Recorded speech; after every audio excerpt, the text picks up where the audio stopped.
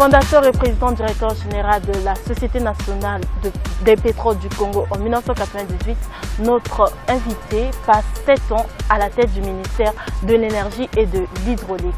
En 2011, à la grande surprise de tous les Congolais, il devient le ministre de la recherche scientifique et de l'innovation technologique. Alors, quelles sont les réformes dont vous écoutez certainement dans des médias aujourd'hui? Quel sera le rôle de la recherche scientifique et de l'innovation technique dans l'émergence de notre pays d'ici 2025? Monsieur le ministre, bonjour. Bonjour. Merci d'avoir répondu à notre invitation. Nous espérons parler avec vous sans langue de bois, d'autant plus que vous êtes à la tête d'un ministère qui est très mal connu de la population, surtout des jeunes qui représentent tout de même 80% de notre population. Alors, en 2011, vous devenez le ministre de la Recherche scientifique, un budget qui n'avait que 4 milliards à l'époque, alors que vous avez toujours été premier au BPC, premier au bac, major de votre promotion à l'université Mariam Gwabi, premier président directeur général de la Société nationale du pétrole. Est-ce que vous n'avez pas eu l'impression de tomber dans les oubliettes? Je sais que c'est un peu l'opinion généralement répandue qui a été suscitée par cette décision. Oui. Mais en réalité, je venais de passer 7 ans au ministère de l'énergie et de l'hydraulique. J'avais le sentiment d'avoir fait ce qui était le plus important. Je sentais que le moment était venu peut-être d'aller voir autre chose et je n'ai pas demandé à partir. Et à la limite, je crois que la décision du président arrivait tout à fait à propos. Je considérais que était lancé désormais le programme d'investissement adéquat pour l'électricité et l'eau. Il se poursuit et j'en suis très heureux et je crois que jusqu'à présent, tout ce qui se fait correspond à ce que nous avions prévu dans une stratégie adoptée en Conseil des ministres. J'avais lancé des réformes, elles se poursuivent. Celles qui se mettent en place sont la continuité de ce que nous avons fait adopter par le Conseil des ministres. Un certain nombre de réformes institutionnelles avaient été engagées sur la base des 2 codes d'électricité qui dataient de 2003, bien avant que je n'arrive. Et je peux dire que modestement, on a posé les bases réelles des réformes. Alors, en 2011, vous arrivez à la tête de la recherche scientifique. Quel était votre plan d'action? Qu'est-ce qui vous a sauté aux yeux? Alors, quand je suis nommé au ministère de la Recherche, je considère que voilà, c'est une nouvelle étape d'une carrière. J'étais PDG de la SNPC, j'étais conseiller du président. C'est des phases de début de carrière administrative. Le gouvernement, c'est l'aboutissement. Et donc, la recherche, pour moi, c'est un champ nouveau. C'est un champ différent, où on n'est pas dans le quotidien des Congolais, c'est vrai, où il y a un impact qui n'est pas perceptible par tout le monde, y compris par le monde intellectuel. Ça a été facile pour vous et votre équipe? Je considère que quand on est dans des espaces de direction, de responsabilité, on est un soldat et le soldat ne choisit pas le front sur lequel il travaille. Alors, arrivons à la recherche scientifique et à l'innovation. Nous avons voulu comprendre dans quelle situation se trouvait la recherche et l'innovation. Nous avons voulu comprendre ce que voulait être président, réellement. Nous avons voulu comprendre dans le contexte du pays, avec une ambition affichée du président de faire du Congo un pays émergent à l'horizon 2025, que représentait la recherche et l'innovation. Et je dois vous dire franchement, et ce n'est pas parce que je suis ministre de la Recherche et de l'Innovation, nous nous sommes aperçus à notre grand étonnement que la recherche et l'innovation devait devenir un des piliers, si ce n'est pas le pilier fondamental. Bien sûr, à côté, il y a les infrastructures, bien sûr, un certain nombre de réformes qui doivent se faire, il y a un certain nombre de chantiers qui continuent à être construits, mais de toute évidence, dès l'instant où on parle d'émergence, et c'est ce que le président a affiché comme ambition, le pilier central, principal, s'appelle la recherche et l'innovation. Il a fallu que vous arriviez dans ce ministère pour comprendre. Avant, vous ne comprenez pas ça? Ah, je l'avoue en toute modestie. Vous savez, quand on est dans un ministère comme l'énergie et l'hydraulique, on est, comme on dit, vraiment le nez dans le guidon. On est réveillé à 2 heures du matin. C'était votre priorité? Bah, c'est la priorité. On est en plein dedans. On vit ça au quotidien. On vit ça 24 heures sur 24. La moindre panne, la moindre coupure.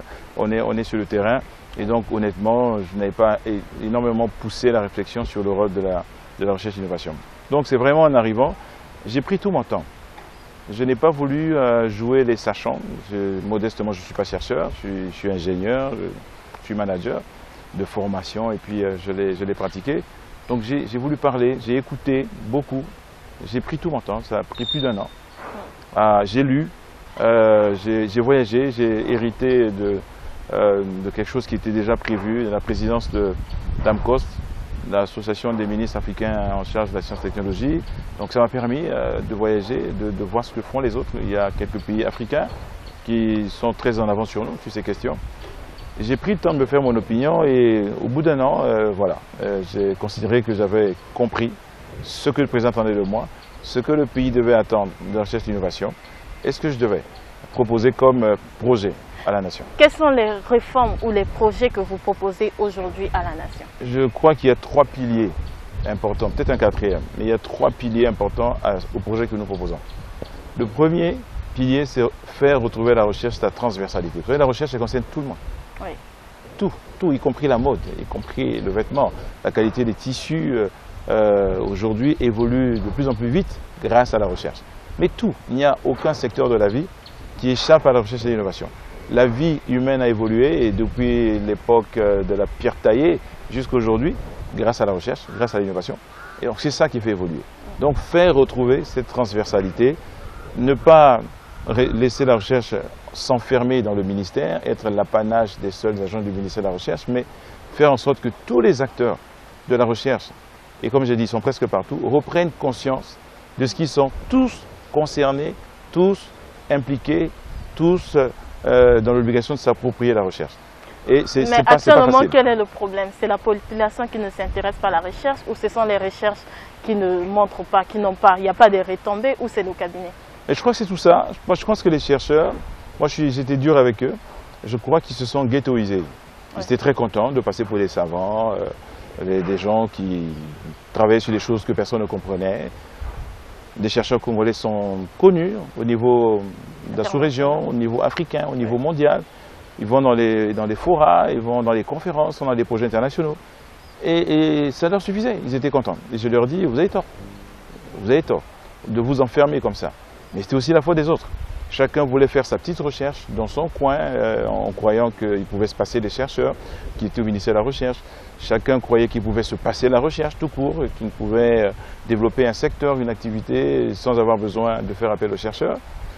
Je crois aussi que de façon générale, la communication, on va dire, publique, gouvernementale, autour de la recherche n'a certainement pas été à la hauteur. Oui. Je comprends aussi, il y avait des urgences au sort de la guerre, il y avait beaucoup de choses à régler. Donc peut-être que la recherche n'était pas la priorité, de façon compréhensible. Hein. Je fais le procès de personne, je suis membre du gouvernement depuis 9 ans, ça n'aurait pas de sens. Donc je crois que nous n'avons pas été forcément les meilleurs communicateurs sur cette question-là. Donc cet ensemble de raisons fait que, voilà, donc la recherche a perdu sa transversalité. C'est le premier pilier, c'est fondamental. Le deuxième pilier, c'est redonner au ministère de la Recherche son rôle. Non pas d'exclusivité de la recherche, mais de coordination de la recherche. Qu'elle soit publique, privée, société civile, il faut quelqu'un pour coordonner. Et ce quelqu'un, c'est le ministère de la Recherche. Et ça veut dire qu'il faut que le ministère de la Recherche en prenne conscience, joue ce rôle pour fédérer les autres, et il faut aussi que les autres l'acceptent. Ce n'est pas un diktat, ce n'est pas une hégémonie, ce n'est pas un envahissement, ce n'est pas de l'intrusion dans les affaires des autres. Non, il faut que quelque part, quelqu'un coordonne. Moi, j'aime beaucoup l'esprit anglo-saxon, ça s'appelle le leadership. Il faut qu'il soit affirmé quelque part. Il faut qu'il y en ait un, il faut quelqu'un qui soit responsable, qui rende compte, comme on dit en anglais, j'aime beaucoup le terme aussi, accountability. Quelqu'un doit être responsable et rendre compte auprès des autres. C'est la deuxième chose que nous avons voulu rétablir. La troisième, ce que moi j'appelle un changement de paradigme dans l'organisation de la recherche et de l'innovation. Aujourd'hui, la recherche est essentiellement réalisée par des gens très compétents qui ont étudié quelque part, qui ont fait de la recherche, qui viennent ici, qui veulent continuer à faire cette recherche la même qu'ils ont faite là-bas, qui leur a permis d'avoir des doctorats, un 3e cycle, d'état unique, des professorats, ainsi de suite. Et ils poursuivent ça, sans parfois toujours se demander si c'est réellement dans les priorités du pays, sans se demander si ça intéresse quelqu'un. Et c'est ce paradigme qu'il faut changer. Il faut que la recherche soit complètement intégrée à l'environnement, ce qui s'appelle le pays, qui s'appelle le gouvernement, qui s'appelle le projet du président, le chemin d'avenir, qui s'appelle les populations. Elles ont des préoccupations, elles ont des besoins, elles ont des priorités. La recherche doit être au service de ça. et pas au service des compétences des chercheurs. Non, la recherche doit être au service des besoins de la communauté à laquelle elle appartient. Si vous êtes dans un pays où il y a de gros problèmes d'alimentation, la recherche doit se mettre au service de l'alimentation. Mais au même moment aussi, lorsque un chercheur présente le projet, il faut l'encourager. Mais il faut l'encourager en ayant des clés de pondération. Oui. Il faut savoir ce qui est important et ce qui l'est moins. Et donc privilégier ce qui est important et emmener les chercheurs à faire la même chose. Il y a quelques années, les Congolais ont connu une dame qu'on appelle Madame Omp, qui, oui, à base des graines de moringa, peut rendre l'eau potable. Ne pensez-vous pas que si un Congolais pouvait au moins prendre de l'eau potable grâce au ministère de la Recherche scientifique, ça forcerait le respect? Mais on est dans les priorités, il n'y a pas de problème. Moi, quand je vous parle de ce qui n'est pas forcément prioritaire, si un Congolais veut faire une bombe atomique, il a le droit. Physique nucléaire, oui, il a étudié ça aux États-Unis, en Russie, et il vient ici, il crée un laboratoire de physique nucléaire. Est-ce que vraiment c'est notre priorité? Je ne crois pas. Est-ce que l'État doit financer ça? Je ne crois pas. On verra avec lui, gentiment, dans quelle priorité on peut utiliser ses compétences. Il y aura toujours quelques projets spécifiques sur la connaissance universelle, mais clairement nous devons privilégier ce que vous citez. C'est l'accès à l'eau potable, ça oui, c'est une priorité. Et donc nous avons défini, dans ce changement de culture, changement de paradigme pour la recherche, pour qu'elle se mette prioritairement au service de la communauté, du pays, des préoccupations. On a défini les priorités, il y en a 4. La première, c'est la sécurité alimentaire, au sens quantitatif et qualitatif. La nutrition, qui est encore un problème aujourd'hui pour plus de la moitié des Congolais, qui mangent mal, qui ne mangent pas assez, qui mangent dans de mauvaises conditions. La malnutrition est une réalité dans un pays qui baigne dans des terres arables, dans l'eau, dans le soleil, qui est sous-peuplé. Sous-peuplé, on a l'une des densités les plus faibles d'Afrique, les 4 ou 5 pays d'Afrique centrale. Donc on n'est pas trop nombreux pour la terre qu'on a, mais on est malnutri de façon générale. Donc ça, c'est une priorité. À un moment où le président veut qu'on soit émergent, ça n'a pas de sens d'imaginer que nous soyons émergents alors qu'on n'arrive même pas à nourrir nos populations et qu'on est obligé de pratiquement tout importer. Donc, première priorité, sécurité alimentaire. La deuxième, la santé. La santé. Plus de 50% des Congolais font encore appel à la médecine traditionnelle, oui, qui n'est contrôlée, maîtrisée par personne. Oui. On ne sait pas ce qui se fait là-bas, on ne sait pas comment sont faits les dosages, les posologies, les contre-indications, les effets secondaires. Personne ne sait. Il va falloir faire en sorte que nous maîtrisions les conditions dans lesquelles les Congolais sont soignés. Et vous avez créé un laboratoire, en fait, le ministère. On travaille. Vous travaillez sur un laboratoire qui aujourd'hui produit déjà? Qui va produire des médicaments antipaludiques, qui va promouvoir la médecine à partir des plantes médicinales. Oui. Nous allons travailler sur une plante précise, l'artémisia. Oui. Et ensuite, l'idée, c'est d'utiliser cette technologie, cette compétence, ce savoir, pour valoriser les plantes que nous connaissons, le quinqueliba, le bouloukutu, la noix de la likwala, ainsi de suite. Nous allons utiliser ce savoir pour l'appliquer à tout ce que les tradithérapeutes prétendent utiliser comme compétences, de façon à les faire passer par le tamis de la science, les laboratoires des validations par l'OMS, et puis les emmener dans les pharmacies. Voilà. Monsieur le ministre, depuis un certain moment, on écoute que vous parlez dans des médias des réformes institutionnelles, dont la création des instituts. Quel sera le rôle de ces institutions et quelle est la différence entre un centre de recherche et un institut de recherche? Alors si vous permettez, je vais citer juste le 4e pilier. Vous en avez cité 3. Oui. La sécurité alimentaire, la santé, il en reste 2, la forêt, et la contribution à l'innovation, la contribution de l'innovation à l'industrialisation, à la création d'emplois, à la création de richesses. Voilà, c'est les 4 points. Voilà. Alors, quand je suis arrivé, et là il faut rendre hommage à ceux qui sont passés avant moi, j'ai trouvé engagé une réflexion qui date des années 89, parce que le système de la recherche s'est construit un peu au hasard des circonstances, au fil du temps, en fonction des compétences, et a abouti à ce qu'il y ait 17 centres de recherche et groupements de recherche. Des petits centres avec très peu de moyens, très peu de chercheurs, parfois pas de chercheurs du tout, parfois traitant des matières très similaires, parfois les mêmes, parfois complémentaires, sans qu'ils ne se parlent, sans que quelque chose n'assure de façon claire la relation, l'interaction entre ces centres-là vers des objectifs précis. Et beaucoup de réflexions, des colloques avec l'UNESCO ont conduit à décider que ce n'était pas le bon schéma institutionnel et de le remplacer par les instituts. Et il en a été décidé de créer 7, enfin c'était 8 à l'époque, nous avons ramené ça à 7, autour de thèmes porteurs, structurants, des thèmes qui donnent de la clarté à l'action de la recherche. Mais vous-même, vous dites que dans certains centres, il n'y avait qu'un seul chercheur. Exactement. Maintenant, avec des instituts, vous aurez des chercheurs où? Mais on va y travailler, Avec quel homme? Je vais y venir. Donc les instituts, c'est clairement pas simplement un changement de nom. C'est pas de la sémantique. Les instituts sont des ensembles de travaux de recherche autour de thèmes porteurs, la santé, la forêt, les sciences exactes et naturelles, l'agriculture, puis demain la géographie, les sciences humaines et sociales, et puis ensuite les sciences de l'ingénieur, la technologie, l'innovation. Des thèmes porteurs. Autour de cela, c'est un ensemble cohérent, tourné vers les priorités du pays, tourné vers les préoccupations des populations. Et donc ça nous permettra de rassembler tous les chercheurs déjà qui étaient dans les centres, qui traitaient ces questions. Est-ce que vous connaissez les priorités du pays? Quelles sont les priorités du pays actuellement? Je suis au gouvernement. Oui, mais vous n'êtes pas forcément, vous ne faites pas partie du peuple. Lorsqu'on est au gouvernement, on est déconnecté de la population. Alors j'espère que non. Vous savez, c'est l'image généralement répandue de ministres qui vivent dans leur bulle. Moi je suis l'aîné d'une famille de 14 enfants. J'ai 13 petits frères et sœurs. Mon grand-père avait 15 femmes.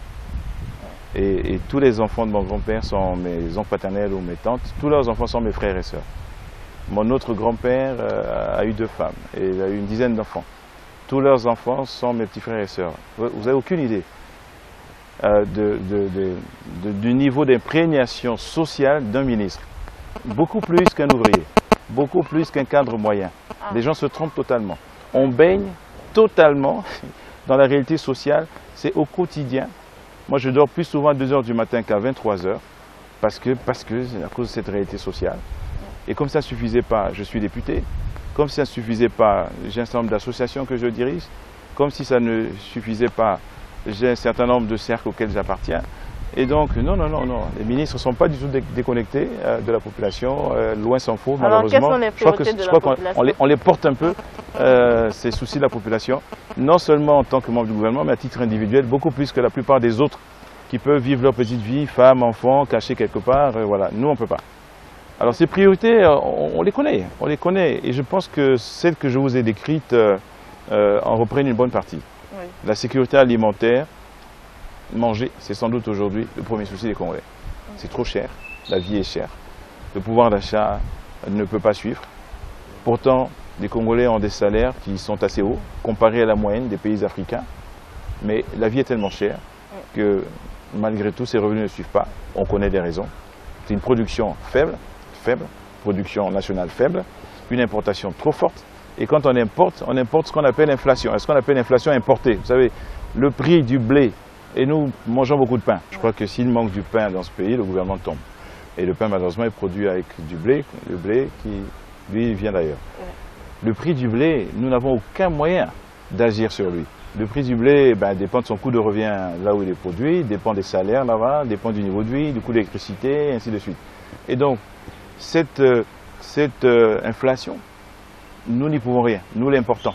Et nous la subissons. On importe même la mayonnaise. Ouais, on êtes importe là depuis presque 3 ans tout. et le Congo n'a pas encore produit.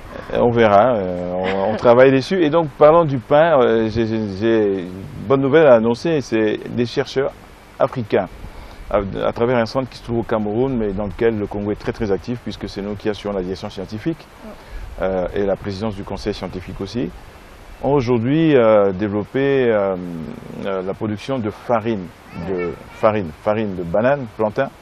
Cette farine banane plantain peut être mélangée à hauteur de 30% à la farine de blé pour faire du pain. Et cela fait un pain magnifique, délicieux.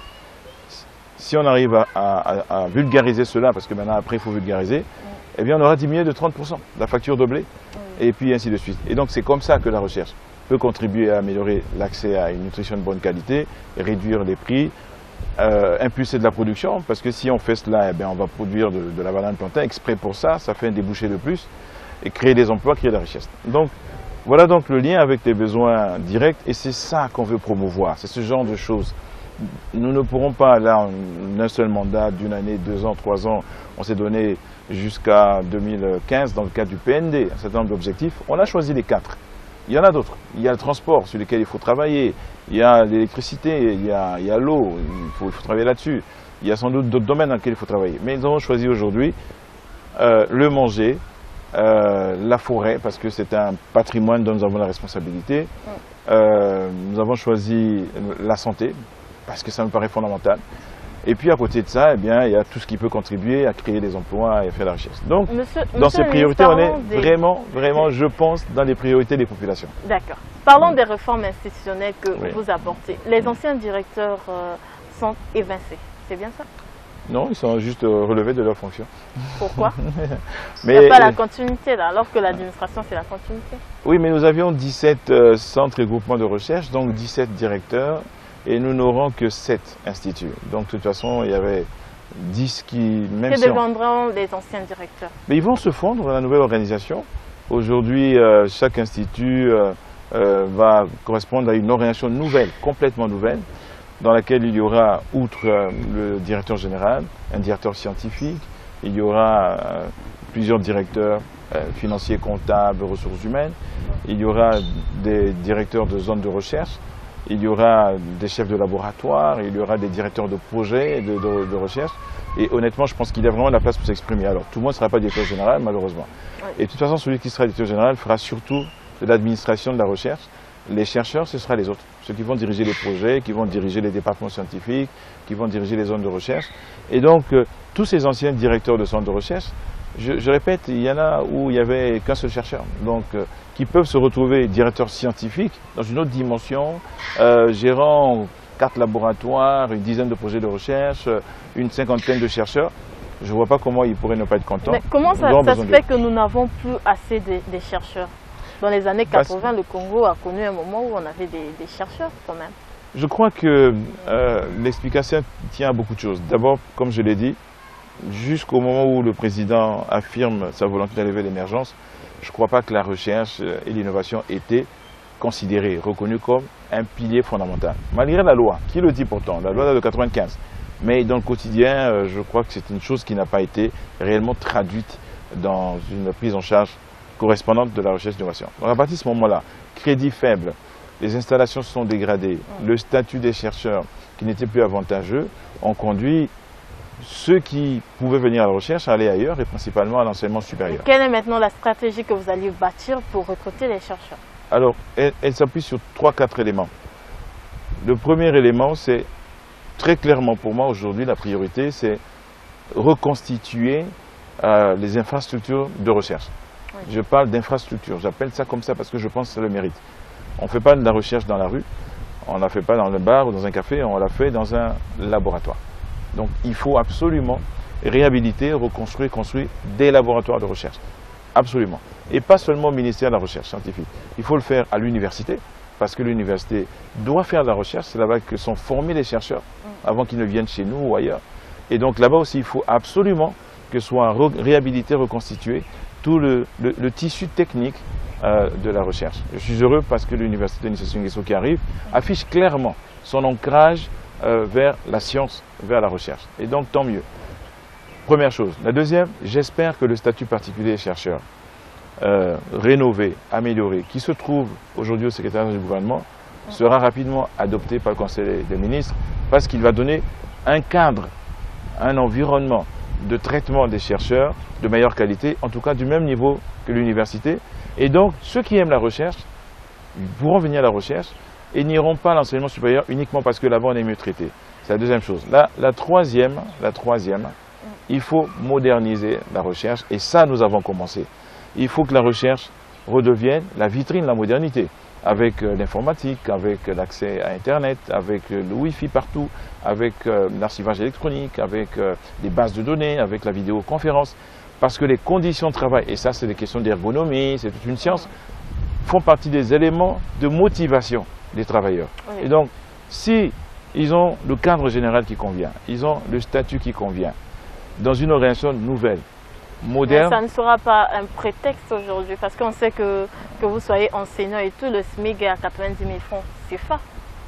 Oui, mais le statut particulier... Ça ne sera pas un prétexte, on ne va pas nous dire que pendant tout ce temps, les chercheurs n'ont pas travaillé parce qu'ils n'avaient pas assez d'argent ou bien ils ne gagnent pas. Il y a un peu de ça. Vous savez, vous sortez de l'université, vous avez un doctorat, l'université vous propose un certain salaire, la recherche propose 2 fois moins, il n'y a pas photo, il n'y a pas match. Hein. Le choix sera très clair. Donc je pense que, bien sûr, il y a des gens qui sont passionnés par la recherche, il y a des gens réellement, ils en ont fait un vrai sacerdoce, c'est pour ça qu'il y en a quand même à la recherche. Mais il est clair que beaucoup de jeunes succomberont à l'appel du confort. Il faut donc recréer les conditions de confort. Il faut que être chercheur redevienne une fierté.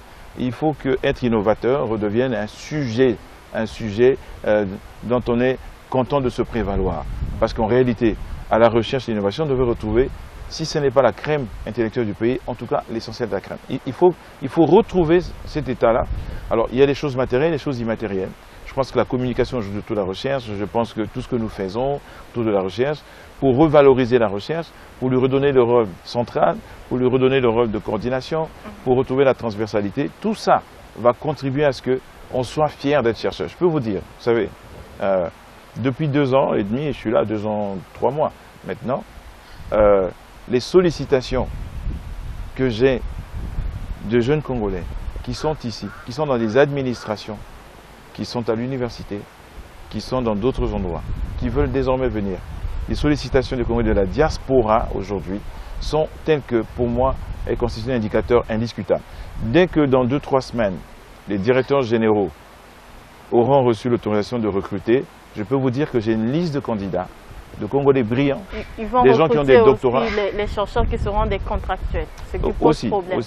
Aussi, je sais que c'est une notion qui pose des problèmes, mais on va expliquer. Mais des gens brillants, je regarde les CV, je suis surpris, qui sont ici au Congo, qui attendent que les instituts démarrent, qui sont en France par le biais du site internet où il y a un espace de dialogue avec le ministre, qui me disent, monsieur le ministre, dès que vous êtes prêt, on vient. J'étais au Sénégal, j'ai fait la même chose, j'étais en Côte d'Ivoire, c'est la même chose. Donc, je ne suis pas inquiet. Je pense que le discours d'aujourd'hui est suffisamment clair et valorisant pour motiver tous ceux qui aiment la recherche à venir à la recherche. Maintenant, oui, c'est vrai, les instituts vont être des établissements publics, sont des établissements publics, à part entière, comme la SNPC, comme l'ANAC, comme la SNE, comme la SNDE, comme le port autonome de Pointe-Noire, sauf qu'ils font de la recherche.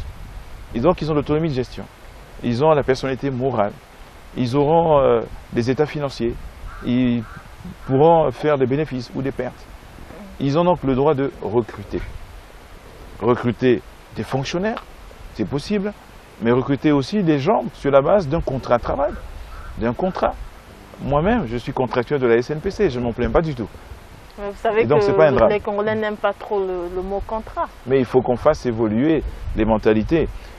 Ce qui lie le fonctionnaire à l'État est un contrat, même si ça ne s'appelle pas comme ça. Le fonctionnaire est un contractuel de l'État, sauf qu'il a un CDI, ça correspond à un contrat de durée indéterminée. Mais les jeunes ont peur aussi, parce qu'une fois que le ministre est là, c'est bon. Lorsque vous allez partir, celui qui va vous remplacer, peut-être qu'il va rompre le contrat. C'est ça aussi qui pose problème. Il ne peut pas, parce que tout ça est encadré, protégé par des textes, par la loi, notamment par le Code du travail. Sinon, on s'exposerait à des procès.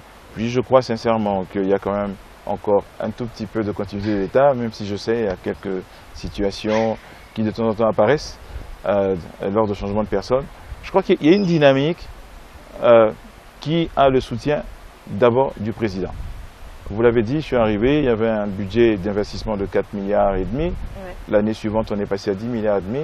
Ce n'est pas suffisant lorsqu'on sait qu'il y a des pays comme la France qui investissent 70% de leur budget pour la recherche.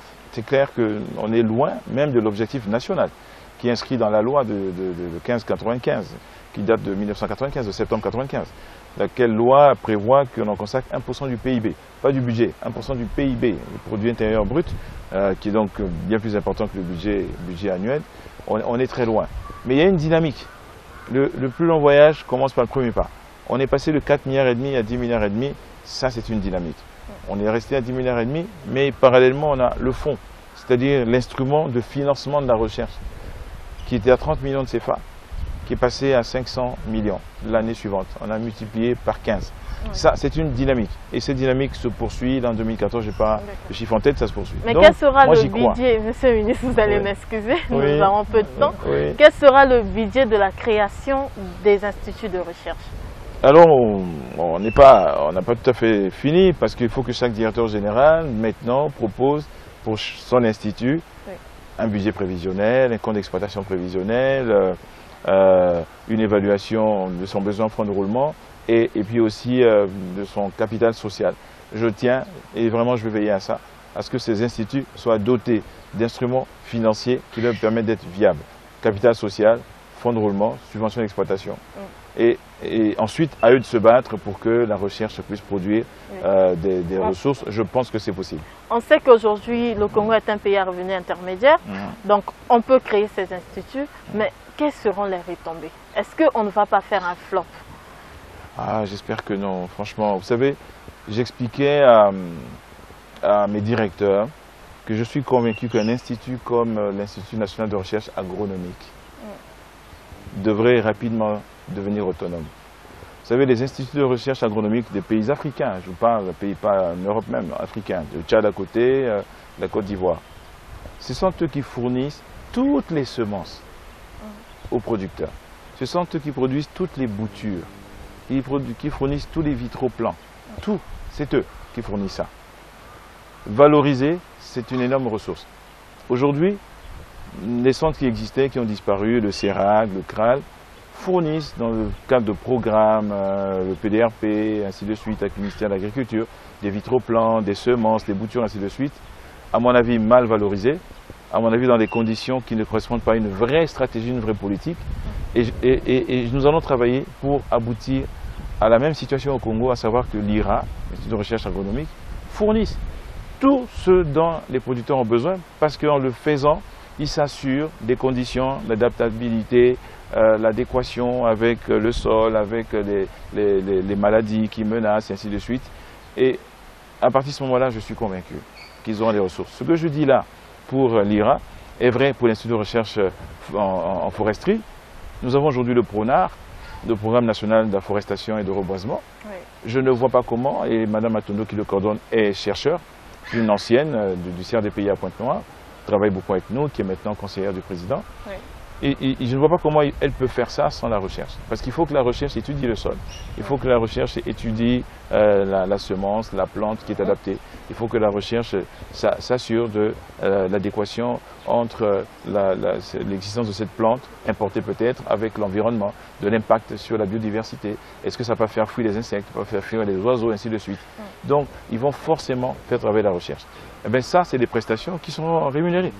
Et ça, c'est valable pour le PRONAR, et c'est valable. Ces partenaires que nous avons, les Malaisiens, ainsi de suite, les Italiens qui veulent faire du palmier à huile, ils ont déjà contacté, il faut que tu avec nous. C'est nous qui leur dirons où il faut planter, qu'est-ce qu'il faut planter, et comment il faut planter. C'est la recherche qui le dira. Et donc tout ça, ce sont des prestations, à mon avis, valorisables. Et donc je suis convaincu que petit à petit, nous allons arriver à une recherche, je ne dis pas richissime, mais qui doit pouvoir produire des revenus et avoir un impact direct sur la vie des Congolais. Alors, Monsieur le ministre, le président de la République veut faire du Congo un pays émergent d'ici 2025. Certains observateurs pensent que le socle de l'émergence, c'est la recherche scientifique. Mais j'en fais partie. Vous en faites partie. Certains de vos collègues pensent, bon, il ne s'agit pas que du Congo. En Afrique, il y a une partie des personnes qui pensent que la recherche scientifique, ce sont les infrastructures qui sont la base de la recherche scientifique. Qu'en dites-vous? Écoutez, moi j'étais au forum Build Africa, oui. Un succès indiscutable, dans une problématique pour laquelle on est très clairement exemplaire. Le président est vraiment l'homme des infrastructures, il se bat pour ça chaque fois qu'il est à la tête de l'État, depuis le programme quinquennal et puis maintenant. Et donc on voit bien les avancées. Mais il est clair que sans les infrastructures, il n'y aura pas de développement. L'Afrique se bat en général pour ça. Il y a un programme africain piloté par la BAD, je crois que ça s'appelle le PIDA, et soutenu par le NEPAD et la Commission de l'Union africaine. Mais j'ai entendu la dernière intervention d'un ancien président mexicain, M. Vicente Fox, que je me permets de citer, qui a fait un exposé qu'il a consacré aux 2 tiers, non pas aux infrastructures, parce qu'il estimait qu'on avait suffisamment parlé, oui. Mais il a consacré les 2 tiers de son intervention au savoir, à la connaissance, à l'innovation, à la créativité, comme étant le pilier sans lequel les infrastructures ne pourront pas générer de la croissance et de l'émergence. Donc c'est clair. Il faut les infrastructures, ça c'est les choses matérielles qu'on voit et qui sont indispensables. Il faut la route, il faut le port, il faut l'aéroport, ainsi de suite. Mais si nous n'avons que ça, il n'y aura pas d'émergence. Il faut qu'à ces infrastructures soit appliquée de l'intelligence, du savoir, de la compétence, de la créativité, de l'innovation. Et à ce moment-là, les deux mélangés, eh bien, fournissent les ingrédients de l'émergence. Donc voilà, il y a des pays, il l'a dit, qui ont choisi de commencer par faire l'effort des infrastructures et ils ont bâti sur les infrastructures tout le savoir qui doit valoriser ces infrastructures. Il y a des pays qui ont choisi de ne pas commencer par les infrastructures, l'Inde, de commencer par le savoir. Et grâce au savoir, ils ont créé la richesse avec laquelle ils sont mis à bâtir les infrastructures. Donc l'un et l'autre sont intimement liés, indissociables. Le Congo aujourd'hui peut bâtir ces infrastructures, il est temps, il est plus qu'urgent d'ajouter aux infrastructures l'intelligence, le savoir, la compétence, la créativité, l'innovation, pour qu'on arrive à l'émergence du président. Monsieur le ministre, parlons de l'innovation. Nous venons de passer plus de 30 minutes ensemble. On ne nous a pas écouté parler de l'innovation technologique. C'est à peine que vous venez de faire sortir le mot innovation. Et vos détracteurs pensent que vous ne mettez pas trop l'accent sur l'innovation technologique. Qu'en dites-vous? Je viens d'avoir tort en n'ayant pas parlé suffisamment d'innovation et eux ont tort de dire ça.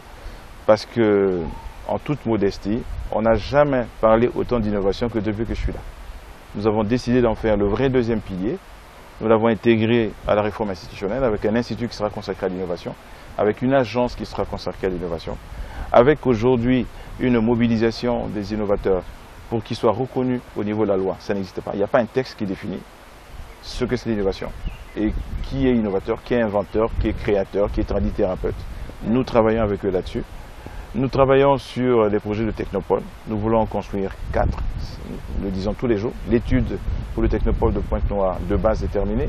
Cette année, on devrait pouvoir financer l'étude de détail avec l'UNESCO, je l'espère. Et nous avons aujourd'hui un certain nombre de partenaires qui sont intéressés à ça. Nous venons de signer avec des partenaires français à travers la Chambre de commerce de Pointe-Noire un accord pour créer le premier cluster, qui est donc le prélude à cette politique de technopole. Non, nous n'arrêtons pas de dire que si la recherche est indispensable pour résoudre un certain nombre de problématiques, la santé, la nutrition, ainsi de suite, il faut qu'en même temps que la recherche nourrisse l'innovation, parce que c'est l'innovation qui nourrit la croissance. À travers l'industrialisation, à travers les projets, à travers un des domaines qui est vraiment l'accélérateur de la croissance, ce sont les TIC, où le président fait un travail extraordinaire avec l'architecture télécommunications, c'est bien, oui. Mais il faut que derrière il y ait l'accès à l'informatique, il faut que derrière il y ait l'accès à Internet, et il faut ensuite que dans cet Internet-là, dans ces ordinateurs, et en s'appuyant sur l'architecture télécommunications, on mette du contenu. Et c'est ce contenu qui change la vie, c'est ce contenu qui crée des emplois. Pour mettre du contenu, il faut vous investir aussi. Aujourd'hui, on parle de la fibre optique, l'arrivée de la fibre optique qui n'arrive toujours pas, mais on ne voit pas aussi le ministère de la Recherche scientifique s'investir pour que ça marche. Si, je parle demain aux jeunes, justement de ça. Je travaille beaucoup avec des associations qui sont très impliquées dans ce domaine, voir comment on peut former en quelques temps. Vous travaillez beaucoup aussi avec votre camarade du ministère des télécommunications. Oui, je crois que le projet, on est d'accord là-dessus tous les deux. L'architecture télécommunications, c'est vraiment ça. Il y a certains Congolais qui pensent que vous nous entendez pas, c'est vrai? Non, ils ont tort. Ils ont souvent tort, hein, les observateurs. Non, non, nous sommes tout à fait d'accord sur la répartition des rôles. Tout ce qui est architecture télécommunications, définitivement, c'est de la responsabilité du ministre Thierry Mungala. L'informatique, l'Internet et les contenus sont une responsabilité partagée. Parce que les innovateurs, c'est ceux qui ont les idées, c'est ceux qui vont apporter des changements, des améliorations, c'est l'innovation. Ils vont s'appuyer sur de l'outil informatique et sur l'outil Internet dont le ministre Mungala a la charge de la mise en place. Donc c'est une collaboration objectivement indispensable que nous avons tous les deux. Et nous sommes d'accord tous les deux pour y travailler, voire proposer un document commun au gouvernement. Vous voyez, on est très loin. Donc, on y travaille beaucoup. Je travaille avec J-Certif, c'est une association de jeunes Congolais de la diaspora, qui vient ici régulièrement former en quelques jours des Congolais de tout genre, de tout âge, de tout niveau de formation, à la maîtrise de quelques logiciels pour devenir des développeurs. On peut devenir développeur sans avoir un doctorat. Et grâce à ça, on peut développer un programme, on peut développer un outil, on peut développer un contenu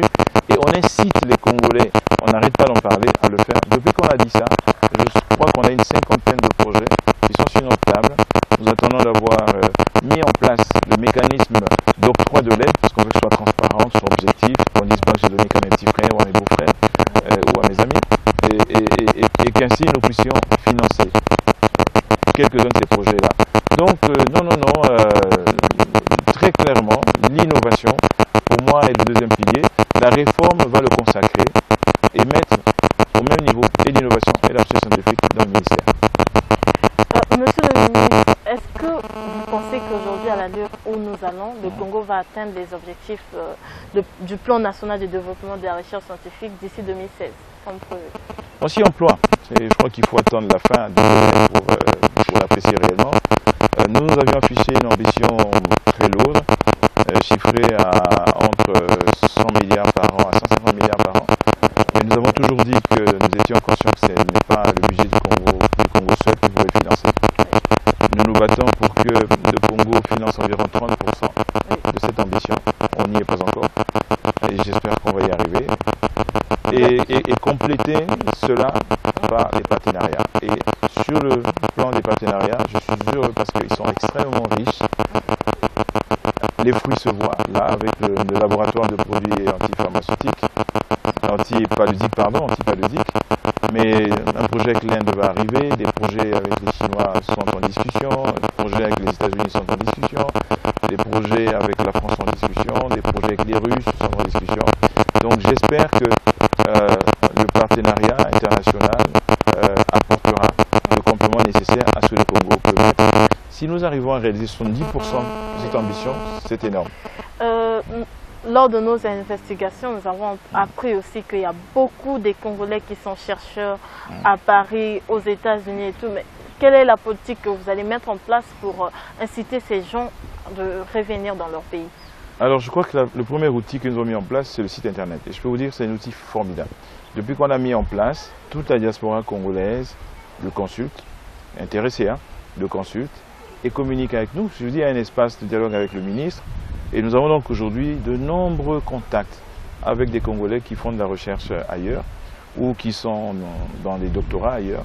Oui. Quelques-uns disent qu'ils sont prêts à rentrer, d'autres préfèrent rester, mais tous disent la même chose, ils veulent collaborer et ils sont heureux de la dynamique qu'ils voient s'engager aujourd'hui. Ils voient s'engager. C'est la première chose. La deuxième, je vous l'ai dit, il faut améliorer le statut. C'est un élément important. Quand on est à l'étranger, qu'on a un certain revenu, un certain confort, revenir ici en sacrifiant tout cela même au nom d'un pays qu'on aime, ça n'est pas évident. Il faut améliorer le statut. Troisièmement, il faut améliorer les conditions de travail. Un chercheur qui est à l'étranger, il a un certain nombre de conditions de travail, il a l'ordinateur sous la main, il a Internet à débit et à haut débit, il a des bases de données, il est en relation avec le monde international dans le domaine de compétences où il intervient. Il faut qu'ici il retrouve les mêmes conditions de travail. Et à ce moment-là, je pense qu'ils vont revenir. Monsieur le ministre, vous avez reçu le prix, le trophée de l'homme moderne au Sénégal. Que vous inspire ce procès? D'abord, beaucoup de fierté au nom du pays et au nom du président. Oui. Je crois que j'étais le seul citoyen d'Afrique centrale primé parmi les 6 ou 7 lauréats qu'il y avait. Et les autres lauréats, c'est des gens prestigieux, des gens qui font des choses extraordinaires. Donc vous aussi, ensuite, vous êtes une personne prestigieuse. On va laisser les autres dire ça, merci beaucoup. Mais aussi une énorme responsabilité, parce que ce prix est censé mettre en avant des gens qui peuvent être cités comme des exemples pour la jeunesse, pour le continent, comme des références à cause du travail qu'ils mènent, à cause des valeurs auxquelles ils croient, à cause des réalisations qu'ils ont pu accomplir. Donc c'est une responsabilité parce qu'à partir de ce moment-là, on a tiré les phares sur soi, il faut continuer. Si on a un exemple uniquement le jour du prix et qu'on ne l'est pas après, c'est très grave. Donc ça signifie qu'il faut continuer. Et donc c'est une responsabilité dont il faut être conscient et ça signifie que quelque part, il faut faire attention à tout ce qu'on dit, à tout ce qu'on fait. Il faut veiller à ce que ce rêve qu'on a un peu suscité auprès d'une certaine génération, une certaine jeunesse, ne se brise pas parce que finalement ils se rendront compte que derrière la coquille, il n'y avait pas grand-chose. Monsieur le ministre, on va finir par cette question. On sait que vous êtes très croyant et vous avez occupé des grandes responsabilités depuis que vous êtes rentré dans le monde de l'emploi. Est-ce que vous avez déjà ressenti que Dieu vous avait envoyé pour changer les choses dans ce pays? Je ne sais pas. Non, très modestement, je considère que quelqu'un qui est chrétien, qui est profondément chrétien, qui est croyant, pratiquant, et qui donc de ce fait-là a reçu le Saint-Esprit, c'est-à-dire Dieu en lui, doit changer les choses. Ça n'est pas possible que quelqu'un qui a Dieu en lui, qui a l'Esprit de Dieu en lui, passe quelque part dans l'anonymat, fasse les choses dans la banalité. Ce n'est pas possible. Sinon, cette intelligence, ou elle n'est pas là, ou alors il faut se poser des questions sur elle. Donc, je suis convaincu, non pas d'être le dépositaire d'une mission extraordinaire, mais simplement de la mission de tout chrétien. C'est d'avoir un impact sur son environnement systématiquement, en apportant des choses simples, en apportant l'amour, en apportant la paix, en apportant la compréhension, la sagesse, la patience, toutes ces qualités chrétiennes, mais en apportant aussi l'intelligence. Il ne faut pas avoir peur du mot. En parlant de Daniel, la Bible parle d'intelligence supérieure. Eh bien, je pense que tout chrétien est détenteur quelque part d'une forme, d'une part d'intelligence supérieure par rapport à ceux qui n'ont pas Dieu. Et donc, forcément, ça doit avoir un impact. Donc, j'espère simplement que partout où je passe, c'est cela qui va se réaliser, modestement. Ministre Jean-Richard Bruno-Itoa, ministre de la Recherche scientifique et de l'innovation technologique, merci d'avoir répondu à notre invitation. Mesdames et messieurs, nous sommes à la fin de cette émission. Merci de nous vous remercions chaleureusement de votre aimable attention et vous retrouvons la semaine prochaine à la même heure sur cette chaîne. Merci, au revoir.